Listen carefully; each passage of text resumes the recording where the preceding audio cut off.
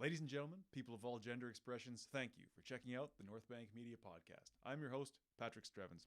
Joining me on the show this afternoon was Mr. Brandon Carbol. He is president and CEO and a founding member of Weatherskin Coatings. So, Weatherskin Coatings is a small company with a pretty gigantic line of offerings and products that they produce and distribute. So when I say coatings, I'm talking largely about sort of liquid and polymer solutions that are applied to buildings in various states of construction, whether that's the waterproof membrane for a wall or a roof, fireproof membranes, tank coatings, epoxy finish for concrete surfaces.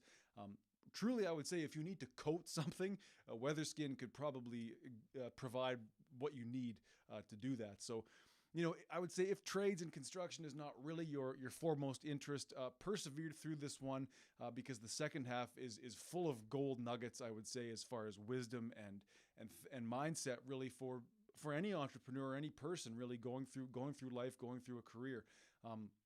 And I think it's where this show really hopes to go in the future, or going forward, where we can really understand someone's motivations and their interests through the business and the brand they're building, and then get into their why and their mindset. So, again, a lot to learn in the front and back half of this conversation. I definitely did as well. Our third entrepreneur based out of Calgary in a row, so that's interesting, but happy to talk to people from all walks of life, all parts of the province, and hopefully all parts of the world as well. So please enjoy this one, a great one. Brandon shared a lot, maybe take notes like I did, but yeah, enjoy it either way. This is a conversation with the president and CEO of Weatherskin Coatings, Mr. Brandon Carbol. Brandon Carbol, thank you for coming on to the North Bank Media Podcast. It's great to see you. Yeah, thank you very much for having me. Well, hey, you're more than welcome. I would say it was you guys that reached out to me, so that means a lot. So I'm glad this podcast is getting some traction. Yeah, absolutely. No, Dorina has been she's been working on getting us the proper PR and advertising, and talking to people can just be the best form of sometimes, and we love doing it. So absolutely. Well, I want to hear all about that and sort of your approach to how you market yourself, but I wanted to kick off with this. Let's say I'm a decision maker with a big general contractor and you've got me trapped in an elevator for a minute. What is kind of that elevator pitch or that unique sort of pitch that you give about Weatherskin and why it should be you guys? Well, Weatherskin offers superior eco-friendly products to the marketplace, the construction marketplace. We produce coatings of all sorts, from waterproofing to finish coatings. And we're made locally in Canada, so our supply chain is very healthy. And, we are all about finding solutions to problems and products that protect, not only the client, but the building that they're on and the environment that they're using, as well as the applicator. And that is Weatherskin in a nutshell. Weatherskin in a nutshell. Well, hey, love to hear it. Do you find that this you've sort of satisfied a need in the is it that you offer such a wide array, or is it that local production that, like, what is it that's really kind of been successful for you or driven your success? It's both. You see a lot of companies, and so our marketplace is predominantly coatings, so paints and membranes and waterproofing. Yep. In the larger construction market, and where building codes have been going, where tolerances have been increased, is on the environmental effect of these products. Right. And we've noticed that no brands, they all seem to have sustainability statements. Yet they don't have that through their entire line. You can't go to a website and rely on all their products to fit the new eco standards that have been established in the market.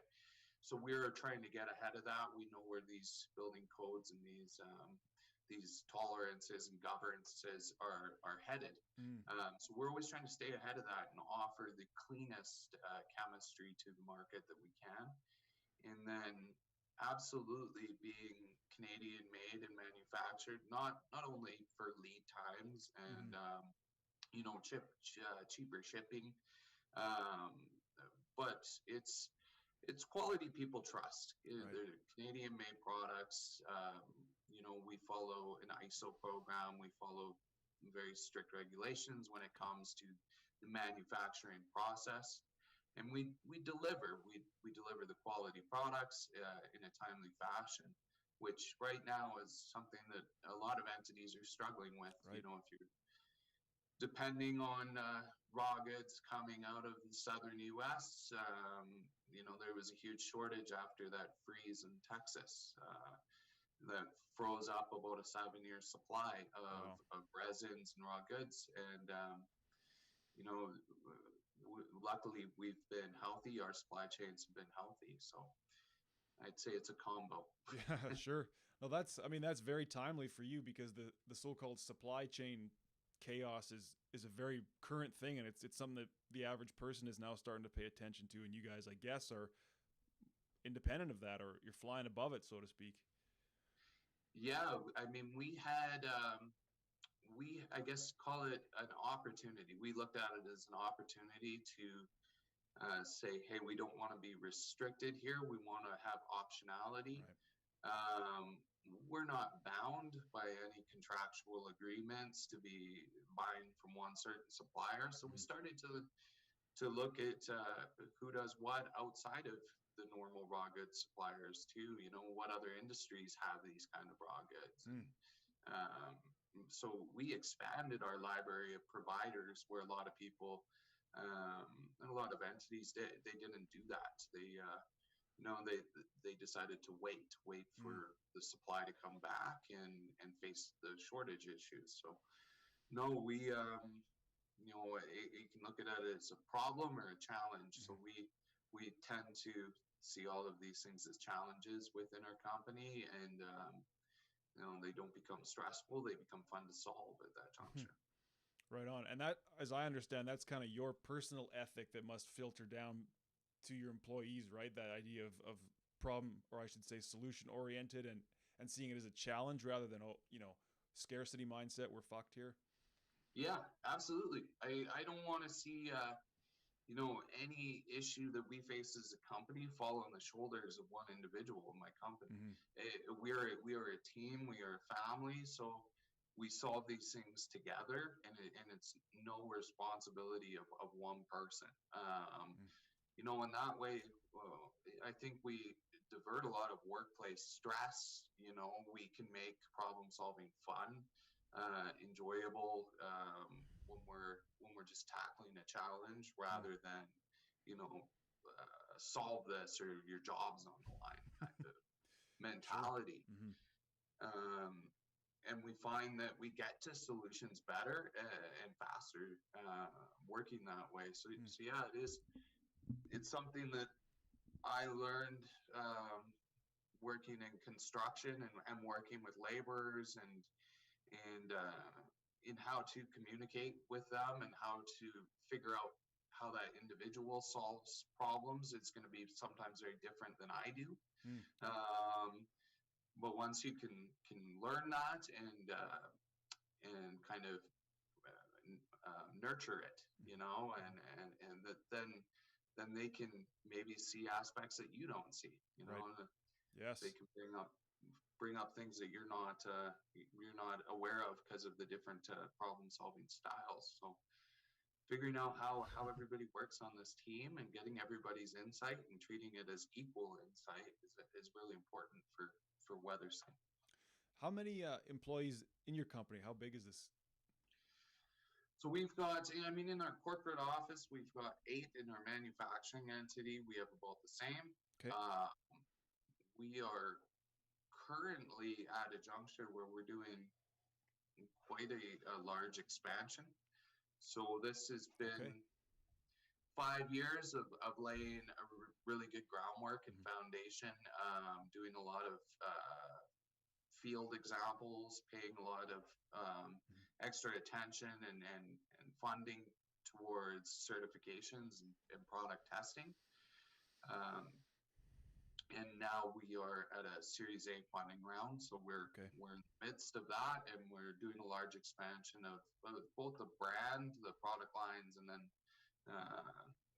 physical assets and people. So That's exciting, man. Congrats. it is. Yeah, thank you. I guess the reason that occurred to me is like, so it's not a huge company, obviously, at this point, personnel wise. So you're able to sort of touch almost everybody, so to speak, communicate with everybody at least somewhat pretty regularly. Yeah, in the office. And I mean, I say that instead of having employees, we took a route of what we call the licensee program. Ah, So we trained, professional installers everywhere from the East Coast to Hawaii to Florida. They would come to the office to learn the products and then and become a preferred installer and rep in their area. cool. So each one of those entities has their own marketing and sales teams. Hmm. So almost like a distributor model Right. where we created the distributorship within the company. And then, and that is our model. Instead of selling direct, we prefer to sell to large distributors Okay. and train their sales teams from the top. And then we are inheriting, in a way, all of their sales staff and their retail facing staff that can sell the products. That's cool. So is that different from franchising, or is it kind of the same? Or is it So different? franchise, you'd have to lock in it varies from state to state, province to province. Mm-hmm. There'd be a physical building location. There would be Sure. a continuance of the brand itself. Right. So nobody is weather skin and anywhere else other than here. I see. They might be Jim's contracting, but they are the weather skin rep. Gotcha. So it's more like sales centers rather than franchise. Gotcha. Oh, that's really cool. That seems like a great way to spread your web Yeah, and quickly, quickly. establish some wide North American optics and marketplace. And it's a good way to crack into different markets and see what the product needs are. We get a lot of valuable feedback from that model. Mm-hmm. Of what products are in demand where and Right. the variances in building codes and challenges with construction. So, and those things can vary quite a bit. Well, I would say, I mean, I guess whatever coatings are going on buildings here in northern Alberta, or we're in Alberta, you're in Calgary, is probably not what's going down in Florida. Like, are you seeing big shifts in what the best sellers are in different regions? Well, we've got like a new marine line actually that our head sales manager Cody, he's been down to Florida a couple times in the last 2 months to the big yacht shows down there, and Nice. so I mean we're not selling marine coatings in Calgary, but there is some carryover if it performs on say seawall and boat hulls in the cold waters of the shores of BC or out in Newfoundland, chances are it'll perform very well down there. Right. That's the really cool thing about Calgary as a geographical location is the Chinooks and the diversity of industry that we have here and things that we can coat. But I mean, nothing is harsher on anything than the Chinook phenomenon. The expansion and contraction and the sudden change of physical shape of objects, and then different building materials working against each other as well. Metal will expand differently than wood, than the gasket. That's why our doors stick during Chinooks. Sure. So that kind of abuse on a structure translates directly to whatever's coating it. So if you can perform on structures here and go from, plus 10 to minus 20 in over 24 hours or just under 24 hours, you're going to be performing well anywhere. Wow. No, that's really interesting. I had a friend of mine who just got back from Venice. Now that's a city that basically is built on the water. Yeah. Have you ever thought about, I mean, salt water too? You need a hell of a coating because I guess building upkeep is insane over there. It's like a yearly thing. Oh, absolutely. Yeah, and I mean they work with a lot of different materials versus what we do. A lot of stones, lots of plasters. Mm-hmm. So, you know, say Europe is a market, you can't do that. You almost have to go Right. region by region and look at what kind of materials do they use, what are their unique challenges, Mm-hmm. and then decipher, hey, is there some crossover Right. from what we offer to what you guys are lacking? And it goes both ways. We when these indoor cannabis facilities started Sure. popping up, the pharmaceutical grade ones had to be built to essentially Health Canada spec. Right. And the common thinking was that we'll just use materials that are used to build hospitals in these facilities, Okay. or pharmaceutical rooms or clean rooms. Well, the issue that industry faced right off the bat is hospitals and clean rooms don't have a bunch of indoor moisture Right. or temperature shocking that they run these plants through, right? Hmm. So moisture getting into every penetration, destroying framework of buildings, Mm-hmm. insulation, having to strip right down to the stud again. Sure. Damn. Um, so instead of looking at those materials that were currently available, we looked at what was the vertical farming industry doing for the last 10 years in Europe, Cool. right? What they've been growing indoors, fruits and vegetables, but largely the same cycles to treat them and to nurture them. So we started looking at what are their products and why do they work, and Mm-hmm. coatings that replicated glass as much as possible, meaning that glass has a very tight pore count. So if you think about it, Sure. molecular structure, it's a very tight structure, so very little liquid passes through it, even gas. Mm-hmm. That's why we contain viruses and everything else, or blood samples in glass, so it doesn't permeate through it. So the coatings that they were using had very tight cellular structures that moisture couldn't pass through, and that's what they were using on their interior walls as vapor barriers to Mm. prevent moisture damage. So Okay. we pulled some coatings from the Mediterranean yacht industry and got that chemistry, brought it over, and it was extremely successful. Where we were able to kind of lead the charge in um, advising or specifying materials for engineers when they were building these facilities. So you never know where you're going to find a solution, but it's always, look outside the box and, Sure. and maybe look outside your own backyard too. That's really cool, man. Have you been involved? Has your product gone into some cannabis growing facilities then? Yes. Yeah. Yeah. It's a washable room system that we have. So right now, I think I'm allowed to say we're working with Mint car washes. Okay. They are popping up all over Alberta now, and they're pretty big in BC. And then a few of the cannabis facilities, our washable room system is throughout mostly the grow rooms and the mothering rooms, Mm-hmm. and anywhere where they need to go and wash the walls and have Right. a lot of humidity pumped into the rooms. Yeah. Now you mentioned that you're like the raw goods that go into these products. What is the raw good? Like, where does it start from? And is that Canadian sourced, or have you had issues importing what you need? We haven't, it can go from, it can be anything from the pail. So metal pails, for instance, there was a shortage here. Oh shit. um, we sourced, so we broadened our horizons and sourced out about 6 other metal pail providers Okay. in North America alone. Um, but the raw goods, the ingredients, we're talking about polymers, we're talking about resins, we're Okay. talking about bonding agents. All of these things are either a powder or a liquid, usually a liquid form. Mm-hmm. And they are all active ingredients and a lot of chemistry formulations for coatings. Okay.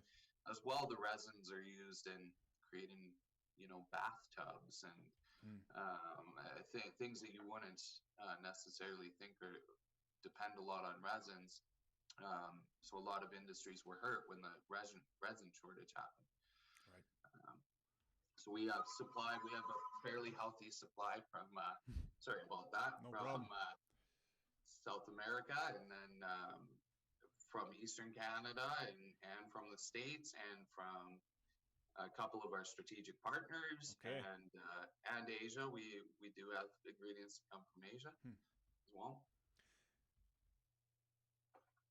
Yeah, I've always been perplexed by plastic. Like, what is because these are plastics essentially. Is that the right word, or polymer? Like, there's poly is, like, what is the absolute base of this product? Is it synthesized in a lab? There's monomers, that creates plastic, and a Mm-hmm. polymer is, it's got a lot more flexibility to it. It's a tighter, it's a better molecular bond. Okay.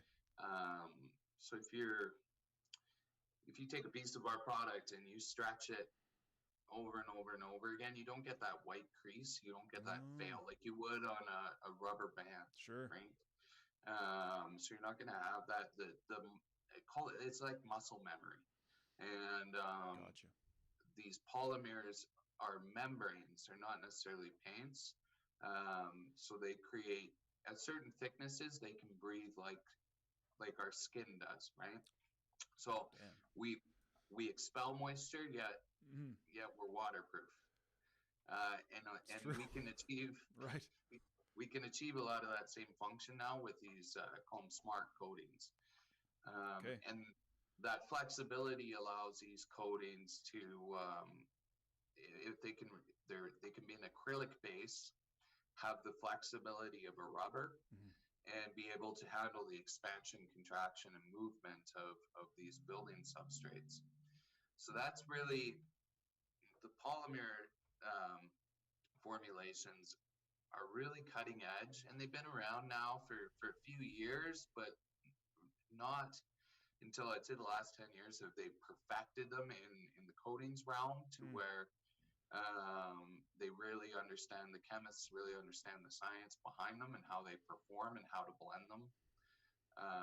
But it allows us to now get the performance of what would typically be a rubber or a bituminous based, very flexible product. We can achieve that, or say a silicone product, we can achieve that with an acrylic base. And those acrylic bases, meaning waterborne, they offer the market a lot less in terms of volatile chemicals and hazardous particles that come off while you're applying it, and then the byproduct that leaches off the product as well is a lot less harmful. So if you think about the process of a coating curing, we call that off-gassing. Right. And so when you're using a water base, that loss in mass is the water being pulled out of the coating, and it shrinks a little bit, but that's what you're dealing with is water coming out of it. Now with a solvent, you'd be dealing with something like a xylene or an acetone or something a lot more harmful to be breathing in, and it's possibly cancer causing as well. Same thing with the high bituminous content products, and then the rubberized solutions, which are often an oil product or byproduct. So that's what you're breathing in while you're shooting it, or what is going into the environment while it's curing. And what we call that is the VOCs. So volatile organic compound is anything coming off of it. Then even after it's cured, if something comes in contact with it, there can be trace amounts of that. Okay. So a food grade coating usually it doesn't shrink. It dries 100% hard, meaning it's not losing any mass. Okay. And there's nothing leaching off of it. So it would be a zero VOC coating. Gotcha. And those are the thresholds that keep dropping is the VOC content in products. So every time they say, hey, now instead of 500 grams per liter, we're down to, you can only have 400 grams per liter. Well, 100 products just disappeared off the market if that's where the new building code is. So we try and keep way down at like anywhere from um, 0 to 40, I think, is one of the most VOCs that we have in a product. The other hazardous term that you hear a lot is HAPs, so HAP, and that's hazardous airborne pollutants. Okay. And that's really what affects people. That if I spray a room and I'm the sprayer and I'm in there and I'm breathing in the off gassing, those are the HAPs. And then also if the client walks through that room and the ventilation wasn't proper, maybe the coating's cured, but those are still airborne. What is that? And what is going into your system? What are you breathing in? What's sitting on your skin surface? So that is a term where the industry has been trying to drop the amount of HAPs that are in products, which is a challenge. Right, of course, because you get your production going one way, and now suddenly you have to be even more disciplined. Yes. Yeah.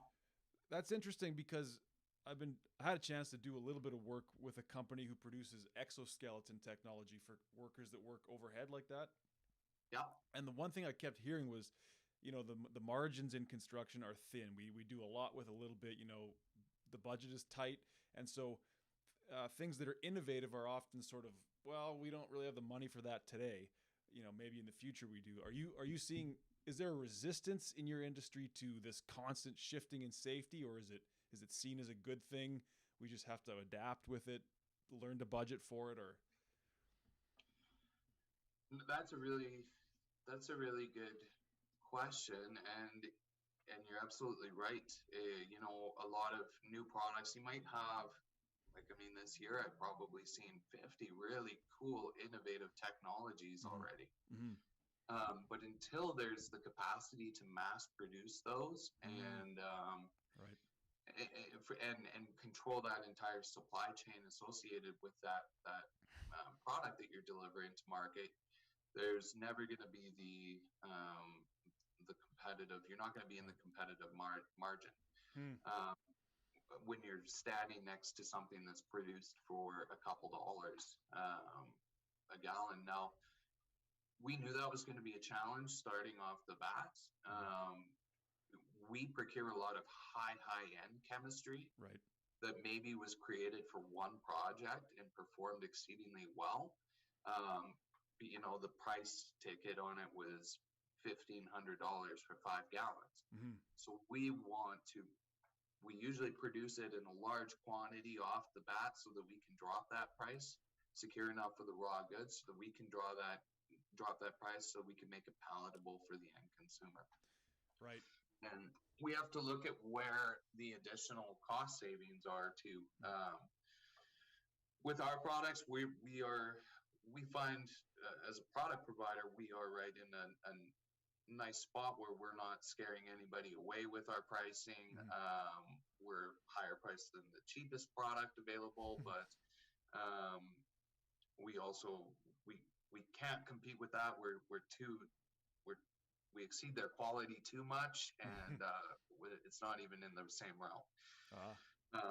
But the labor in construction projects is always the part that gets thinned out, it seems. If our market is trying to say, hey, a house is going to cost the exact same amount as it did the last 5 years, or maybe there's a 5% fluctuation, yet materials have experienced a 30% fluctuation. Who gets cut out of that situation seems to always, unfortunately, be the labor component, the installers. So what we're seeing right now, and what I think is really going to take off, are these faster build systems.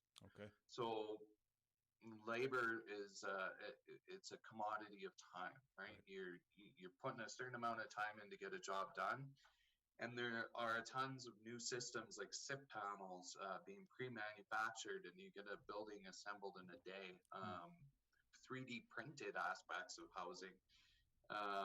Where the install times are cut down, where I think that the laborers are going to benefit greatly from those systems, and faster that it can be applied, the more money that will be in the market for them as well. Will the laborers get paid more, though, is the question. I hope so. Fair enough. Oh, fair enough. Well, I would say too. I had a look at your website and your product line, and I do see sort of your design background and the way you're packaging and promoting your products. So, do you find that attracts you to, or that attracts your product to a certain kind of client who they don't want the absolute bottom of the barrel garbage? They want something with a perceived quality. Yeah, absolutely. The clients that we deal with are, I'd say, familiar brands to people, commercial, industrial, where that quality is second to none. Like they need the performance and the functionality over the initial cost, right? It's a long-term savings. Places where they can't afford to shut down operations to redo something twice. Right. Those are the clients that depend on our coatings to perform. We are introducing a few products, and after this next growth step, we will be having some more retail-facing products. Okay.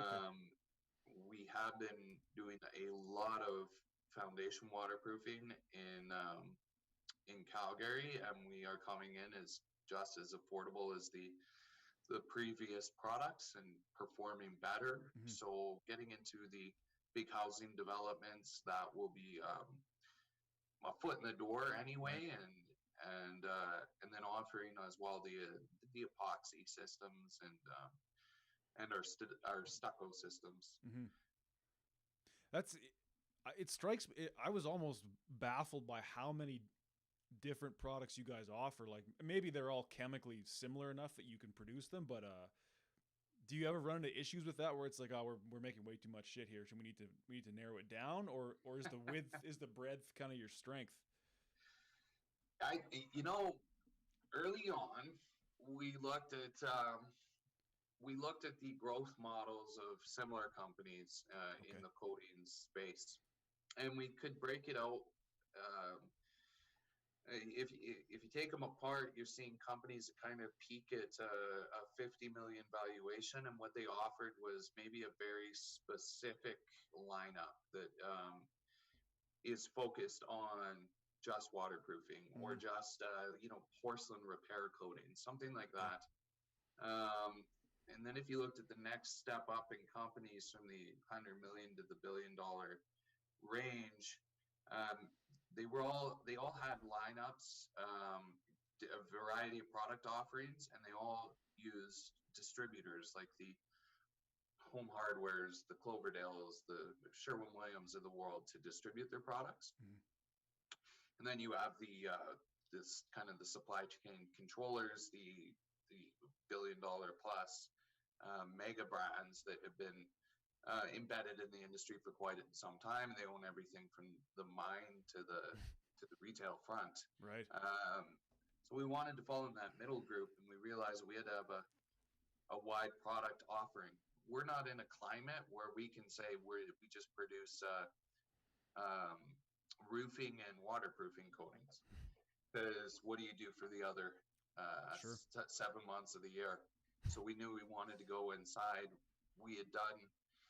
We built such great relationships off of solving the problems with our initial coatings that we just thought, why don't we apply this methodology to floor coatings, and finding other solutions to where industry pros started coming to us with their problems, and we started finding solutions. So it was a big undertaking, but we want to have a large offering, and within the next 6 months, people are going to see the brand change face a little bit in terms of what the online presence is. Weatherskin Corporation will be branching off into a Meg Finishes sub-brand underneath it that will be wholly owned by Weatherskin. There'll still be Weatherskin coatings in the environmental lineup, and our disinfectant line, and then probably a brand focused on concrete additives and enhancers. Okay. So we're constantly growing and building. Okay. Well, that's the answer I was looking for. Is like, yes, there's a reason we produce a ton of this stuff because grow. How else are you going to grow? I guess, right? Yeah. Well, if you stay with one product and you just build your entire company around that, competition's going to catch up. Right. It's things are happening too fast these days. There's a lot of people in every industry, and everybody's trying to come up with cool solutions, which is great. Mm-hmm. But your cool solution today is not going to be a cool solution in 3 years from now. Mm. So you would have a very short shelf life of a company if we adopted that model. We felt anyway. Where we always have to be updating and bringing on new ideas and new products, because that's where the industry and the demand and the wants of the people are going. Right on. Are you personally, as they say, off the tools at this point? Like, are you just full on, or you're laughing? I'm gonna go somewhere with this, but if you could answer that. I wish. Okay. You know what? I think I could be. I'm in a position where I could be, but I do take every one of our projects and successes and challenges personally as well. So I'm still very hands-on. Mm-hmm. I really like learning more about what our products can and can't do as well, and the best ways to apply them. I mean, when you have a good product, the next series of questions are all about how do you put them on. Mm-hmm. And that's what the contractors will be asking us. And if we don't have that knowledge base ourselves, how do we teach our coworkers and the contractors we work with? Mm-hmm. And if you teach them wrong, there's a lot of things that could go wrong. So I like to be there in an R&D sense. Sure. Even though this weekend I was on a job site on the tools, just throwing in my hat simply because some of the staff was sick. Our subcontractors just got out of an operation as well, and they weren't able to make it. So that's everybody chips in. So I need to too. Well, I mean, personally, I don't see a world where that, like, for me, I'm in video production, and people have said, well, when are you going to stop actually operating the camera and start just, producing, directing? It's like, well, never, because how am I going to if I stop shooting and then I stop growing in that sense? So, I mean, do you see your career progressing where you're always going to be chipping in at least some way, actually building the thing? I'll always be on projects, meeting the teams, meeting the installers, walking them through, essentially doing the consulting. Mm-hmm. And absolutely, I'll be tied to it in that way. And I'm sure during those processes, somebody will throw a sprayer or a paintbrush in my hand along the way. Right. But I'm not going to be the one doing the job from start to finish any longer. Gotcha. We had to get some real world field tests out there in the first few years. And we need to know our product, right? At the end of the day, you need to know what it is you're selling, and you need to believe in it. I guess you can sell products you don't believe in, but to me, that would be extremely hard. That's not why I started this business. Right. I was fed up with products I was using, doing construction, and wanted something better. So it would defeat the entire initial trajectory and point of starting Weatherskin if we were delivering subpar solutions to people. Well, exactly. Imagine selling a product you didn't believe in. That would be like living in hell, kind of. Yeah. So I guess, so has that been a personal evolution for you then? Because I see you had like a background in carpentry and in design too. Could you be doing what you're doing now 20 years ago or whatever? Did you have to have this growth to now I can be the man making the decisions, deciding what products? I could not have done it 20 years ago. I think I would have believed in myself more 20 years ago to be able to do it, but very naively, and it would have been ego-based, pride-based, of course I can do that. But the reality is, the skill sets that I've learned in my 20s and through having these different construction entities is patience, these virtues of humility and having patience and having understanding and problem solving and confronting situations head on,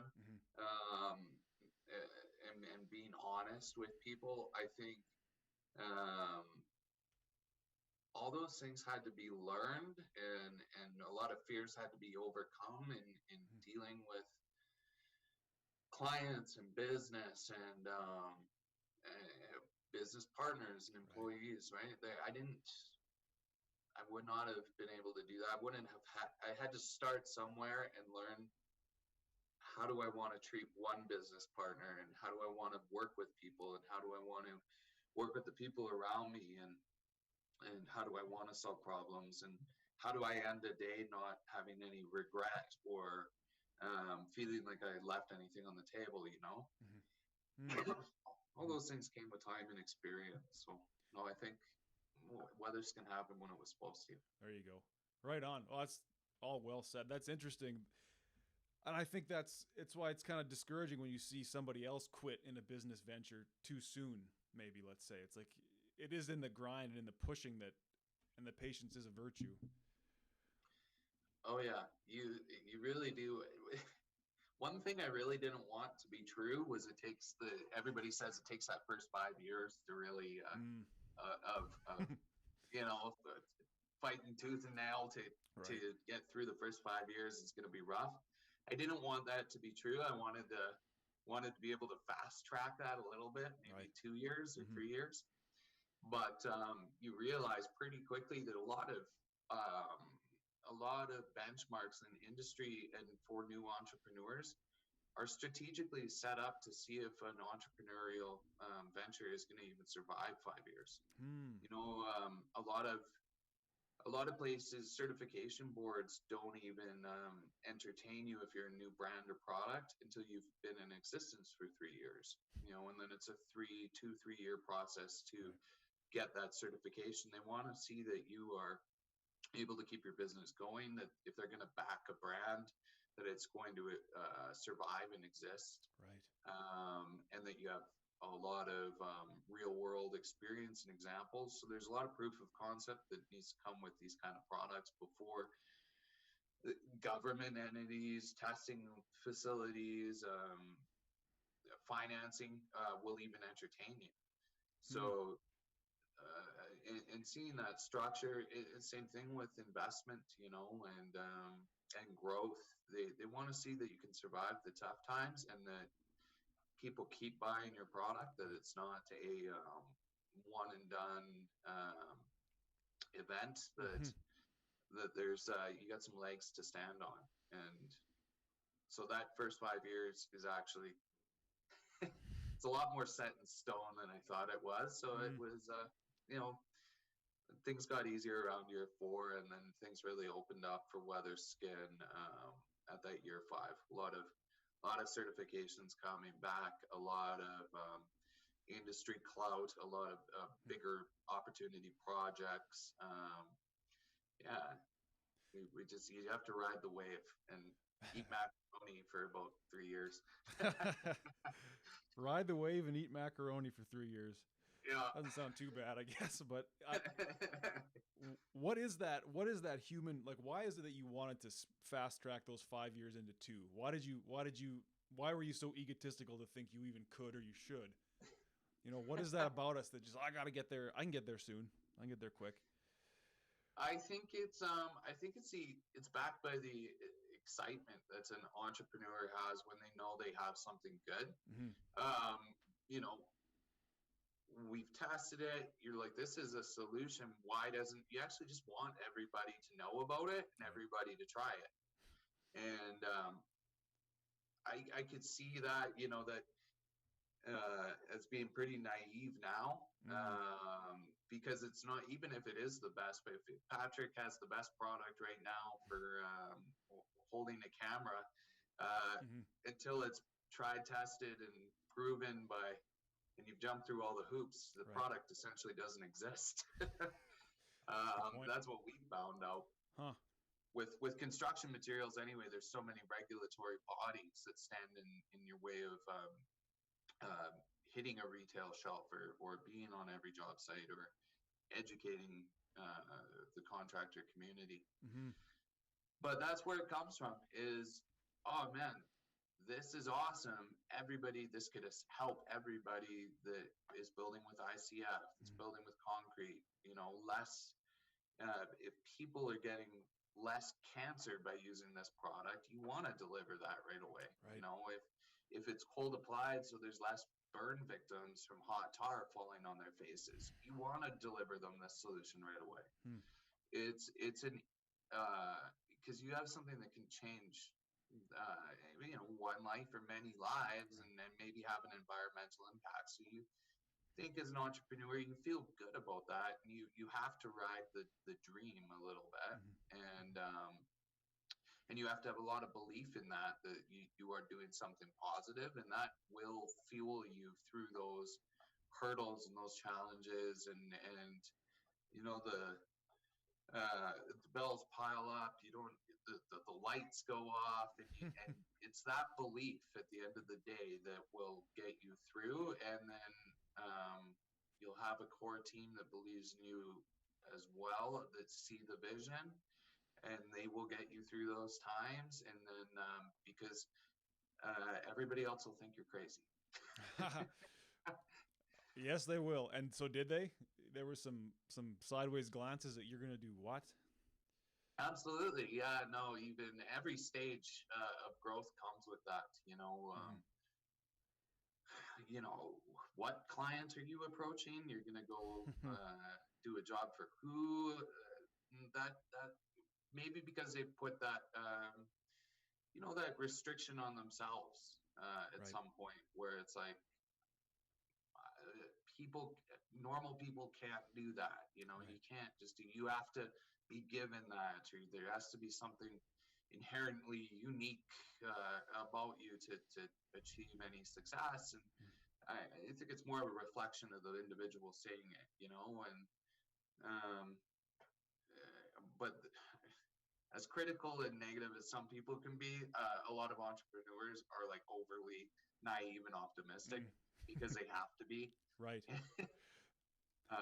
If they weighed down, if they got themselves weighed down by the weight of some problems or the negativity or the criticisms, they wouldn't be able to think of the solution. Interesting. So Weatherskin is entirely solution based. That's I don't care. The problem is a problem. That means it already exists. So it exists whether we do something about it or not. The problem exists. The only thing we have control over is how are we going to approach the solution and move forward. And that's it. Or do I shut down and hide away from my phone and computer and turn off the lights? And some days I've wanted to. Oh yeah, yeah. Just absolutely. Some days you have to maybe to let that out. Yeah. I used to contract for a guy who ran a marketing agency, and he was an entrepreneur like yourself. And some people would say you're delusional or you're actually lying. Like you're not telling the truth about what's going on here. I live in a reality. He says, I live in the reality where this is true and this is happening. Like he was beyond belief. He was like in another universe where what he said was happening was already happening.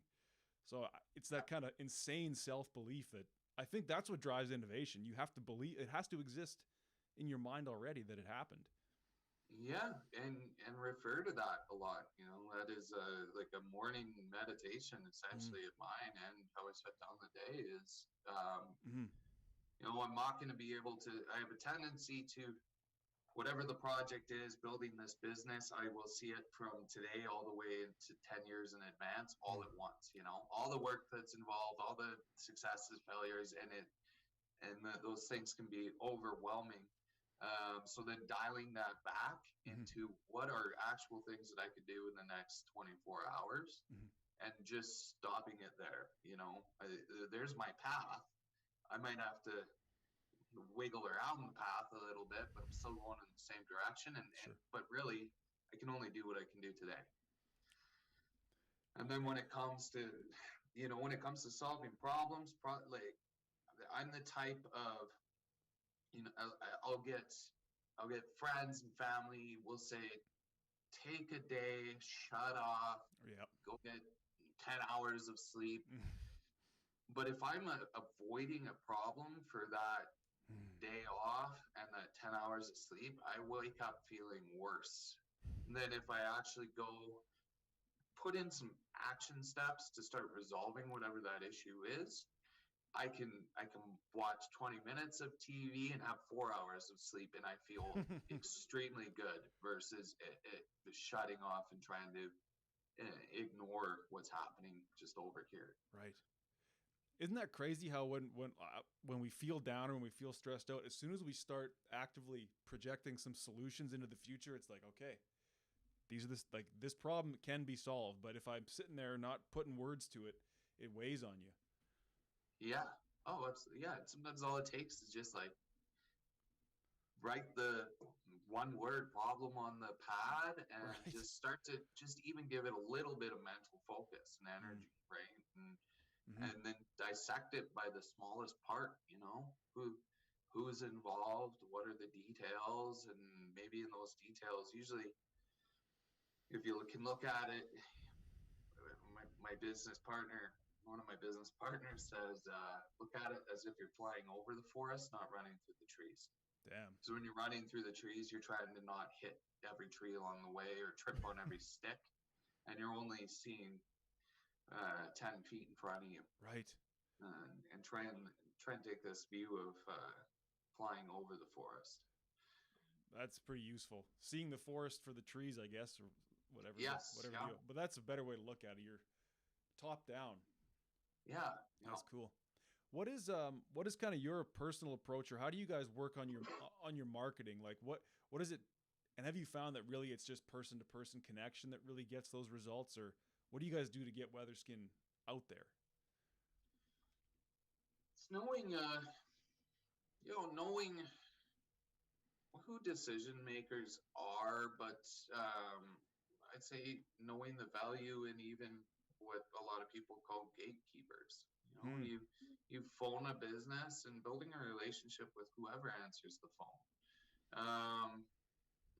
Our big marketing approach has always been don't try and sell anything, which seems counterintuitive, but what we want to build is trust. So we try and communicate knowledge and understanding and education. And we try and find solutions, and if those solutions fall outside of the scope of Weatherskin, so be it. We try and put the client first. You know what? Nice. Over here, there's this other solution that's going to work better for you. Also offering, we have our sales guys like offer to review competitive quotes if needed or anything like that to make sure that nothing is being left out. So offering even if they go with a different company or contractor, we try and protect the consumer. Because you'll get, if we go and bid an epoxy floor, we'll bid a proper system. So primer to get the adhesion in the concrete, grinding the concrete initially, crack filling, a base coat to level out the floor, broadcast coat, top coat. And you'll get somebody else say, I'll do your floor for half the price, but they're only going in and pouring acid on it to clean it and then putting one coat on, and that floor comes up in a year. So it's letting people know too about those pitfalls, about what to look out for, and despite who they go with, here's the proper process. This is the proper things you want to see, and if you do go with a different product, even here's some products we can recommend that are also good. We find that, not trying to slam our competitors, but to empower them where they have good products, but to empower our clients to make choices for themselves, but educated choices. Once you go through that process, they tend to trust you at the end. and 9 times out of 10 they do want to go with you because you've shot straight with them, and that's really Mhm. how we build relationships. And knowing how the industry works too is vital. It took a while to figure out, who are spec writers, who, a lot of people initially think that these big GCs, like the PCLs of the world, Right. are who you want to go with. But who we actually want to do is find out who are the engineers and architects that PCL works with in each area.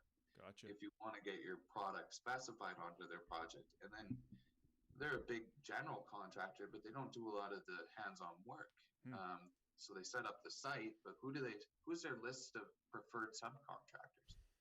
Because a lot of the times, those big projects, even if you have the best product and they really like it, Mhm. if 3 out of their 5 preferred contractors aren't trained in it, Hmm. they won't want to use it.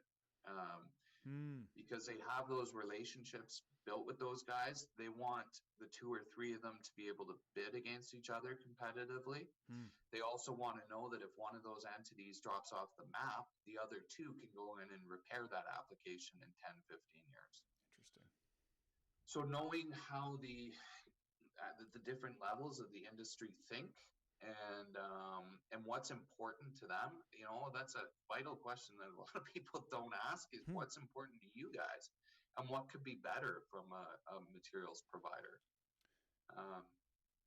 Anything that saves them time. We have product calculators that they can give us dimensions, and we get them back their product quantities like this, so Hmm. they don't have to have somebody in the office that they're paying $30, $40 Sure. an hour go Hmm. through that project. That's really interesting, man. So you guys sort of offer a concise, not concise, but your product line is wide ranging, but your sort of the service underneath it is also, you're seeking to sort of fill all the gaps and just be the guy. Yeah, yeah. We want to know what you don't have and what you'd like to see, and Mhm. see. We love building things here too, right? We're everybody, I think, in their own right, is creative. So Mhm. we get guys that we have a team that gets so excited about spreadsheets and what they can do, and finding out, the functionality of like shipping calculators and product quantity calculators and pricing calculators. Mhm. And so offering those tools, not keeping them to ourselves in our office, but Right. offering them to distributors to make their lives easy Mhm. too, is and they can adjust them for certain products, and anything to make their life easier and save them some money on the back end. That's another place where you can save money working with Weatherskin, is that back end. Construction, when you're doing the job, is one thing. When you're bidding the job, Uh, when you're buying the materials, when you're doing up the drawings, when you're getting the permits, when you're paying the guys, when you're putting in the hours to get the job after that job, all right. that back end, it represents half of the business. So if you can offer solutions there as well, Mhm. um, Yes. the market likes it. Right. And the market rewards it, or the universe rewards it, or something. Yeah, yeah. I'm gonna throw an off speed sinker. I don't know if you play baseball. I'm gonna throw an off speed pitch just to wrap it up. I Before we did this, like I imagine, like it's your product is a liquid for the most part. Like it comes as a liquid and you apply it to a surface. Is Yep. it unthinkable that in the future you could have that liquid infused with some sort of, I don't know, nanotechnology where through Google glasses or through artificial technology I could see something on that painted surface? Or have you thought about what kind of the future of coating might look like? Yeah, it's pretty well already there. We have Oh, okay. cars that can change colors now. True. I think projected imagery is not far off. The nano coatings. Um, I mean, we've got all sorts of smart coatings coming out. Robot applications to do vertical applications, where it's essentially a drone going up and down, spraying a coating. Whoa. Um, so the application side, we could see a lot of really cool, innovative stuff too. And then if you want to see really cutting edge stuff, the composites, composite materials that they're creating at entities like Airbus or NASA, right? Mm-hmm. Synthetics, what they're doing with hemp, fiberglass, and molding it into coatings so that it can endure going in and out of atmosphere. Right. That's really cool, cutting edge, and that's starting to be where we're going, and the direction that we're pointing is what's 10 years down the road. Let's see if we can get into that, who's producing it, know the players, and build the relationships. So. Right on. So is Weatherskin for you kind of the 10 to 15, 20 year, or is it a lifetime? Like, what do you see a next leap for you, or is Weatherskin kind of it for the foreseeable future for you? Weatherskin, we do not want to really common business investment right now is a company that would be built to be sold in 5 years or to go public in 5 to 10 years, and we wanted to build the foundation really strong so that, optionality is important, and public companies are probably the tightest, cleanest run companies. Mm-hmm. So we wanted to build it as if we were a publicly traded company, but we want to build a legacy brand. Nice. That is within the next 5 years, having some global impact and entering by 10 years, hopefully in every major global market. And then we can say, hey, we built this out of Calgary, Alberta, and we employ a lot of people, and something that we can pass on to hopefully the next generation. So definitely a legacy company, which maybe is not